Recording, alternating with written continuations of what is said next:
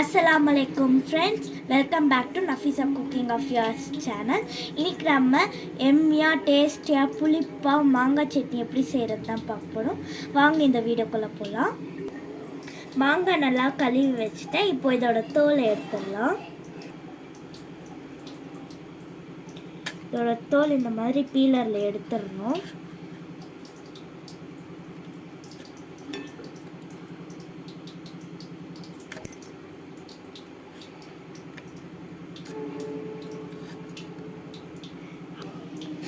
இந்த மாதிரி மாங்காவை கட் பண்ணி வச்சுக்கணும்.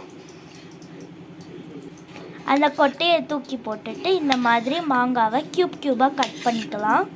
குட்டி குட்டி க்யூப்ஸாக கட் பண்ண வேணாம், கொஞ்சம் மீடியம் சைஸாக கட் பண்ணிக்கலாம். ஏன்னா நம்ம ஜாரில் போட்டு அரைக்க போகிறோம், அதனால தான். இப்போ எல்லா மாங்காவும் க்யூப்பாக நறுக்கிக்கலாம். இப்போ நம்ம கட் பண்ணி வச்ச க்யூப் மாங்காய் எடுத்து மிக்சியில் ட்ரான்ஸ்ஃபர் பண்ணிக்கலாம். எல்லா மாங்காவும் சேர்த்துக்கிறேன். இந்த மாங்காய் சட்னி தயிர் சாதத்துக்கு சிக்னேச்சர் டிஷ்ஷாக சூப்பராக இருக்கும். கண்டிப்பாக வீட்டில் மறக்காமல் ட்ரை பண்ணி பாருங்கள் கைஸ். பாருங்கள், எல்லா மாங்காவும் சேர்த்திட்டோம்.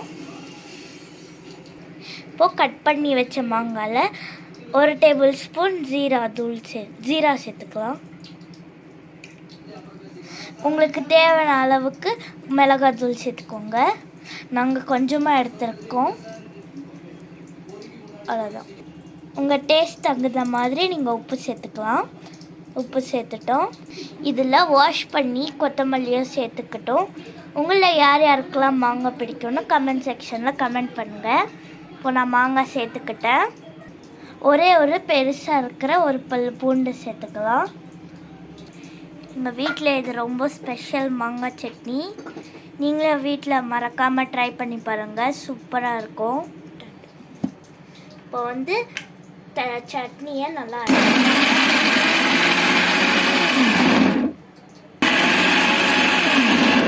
இப்போ கொஞ்சம் எடுத்து பாருங்கள் மூடியை. ரொம்ப நைஸாக அரைச்சிட வேணாம். இப்போ திரும்ப அரைக்க போகிறோம். ஏன்னா இங்கே குண்டு அரைக்காமல் அப்படி இருக்குது, அதனால ரொம்ப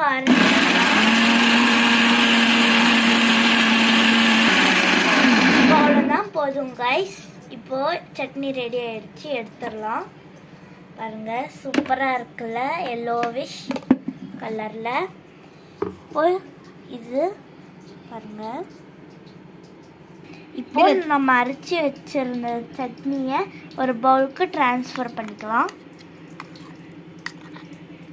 நல்லா இருக்குல்ல கலர், க்ரீனிஷாக எல்லோவிஷாக மிக்ஸ் பண்ணி.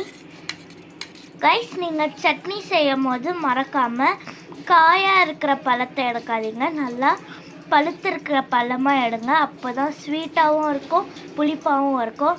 மொத்தத்தில் ஜாலியாக இருக்கும் கைஸ். இந்த சட்னி அப்படியே சாப்பிட்டா கூட நல்லாயிருக்கும். இதை தாளித்தா இன்னும் சூப்பராக இருக்கும். வாங்க இதை தாளிக்கிறது எப்படின்னு பார்த்துடலாம். இப்போது ஒரு பேனை எடுத்து அதை நல்லா சூடு பண்ணிக்கலாம்.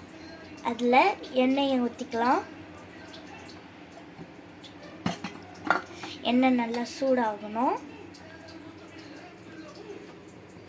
நல்லா சூடாயிட்ருக்கு. இதில் நம்ம கொஞ்சோண்டு கடுகு சேர்த்துக்கலாம். கொஞ்சோன்னா 1 ஸ்பூன். இதில் ஜீரா 1 ஸ்பூன் சேர்த்துக்கலாம். உளுத்தம் பருப்பு 1 ஸ்பூன் சேர்த்துக்கலாம். துவரம் பருப்பு 1 ஸ்பூனு. இது நல்லா வெடிக்கும். லோ ஃப்ளேமில் வைங்க கைஸ், இல்லைன்னா எல்லாமே தீஞ்சிரும், அப்புறமா டேஸ்ட்டே நல்லா இருக்காது. இதில் கருவேப்பிலை சேர்த்துக்கலாம். நல்லா மிக்ஸ் பண்ணி விட்டுக்கோங்க. அவ்வளோதான், ஈஸியாக தாளிப்பு ரெடி ஆகிடுச்சு. இப்போ நம்ம சட்னியில் போட்டுக்கலாம். இப்போ தாளிப்பை சேர்த்துக்கலாம். சவுண்ட் பார்த்தீங்களா கைஸ், செம்மையாக இருக்குல்ல சின்ன. இப்போது சட்னியை மிக்ஸ் பண்ண வேணாம், அப்படியே விட்டுறலாம். அவ்வளோதான், ஈஸியாக மாங்காய் சட்னி ரெடி ஆகிடுச்சு. நீங்கள் தயிர் சாதத்துக்கு கூட செம்மையாக இருக்கும். மறக்காமல் ட்ரை பண்ணி பாருங்கள். இட்லி கூடயும் நல்லாயிருக்கும். ஆனால் பெஸ்ட்டு சிக்னேச்சர் டிஷ்னால் தயிர் சாதம் சொல்லலாம். அவ்வளோதான் கைஸ், இந்த வீடியோ இதிலே கட் பண்ணிக்கிறோம். பாய். அவ்வளோதான் கைஸ், ரெடி ஆயிடுச்சு. மறக்காமல் வீடியோவை லைக் பண்ணுங்கள், ஷேர் பண்ணுங்கள், சப்ஸ்கிரைப் பண்ணுங்கள். யாருமே சப்ஸ்கிரைபே பண்ண மாட்டேங்கிறீங்க, மறக்காமல் பண்ணிவிடுங்க கைஸ். அவ்வளோதான், என்ஜாய் பண்ணுங்கள் டேஸ்டியான மாங்காய் ரெசிபி.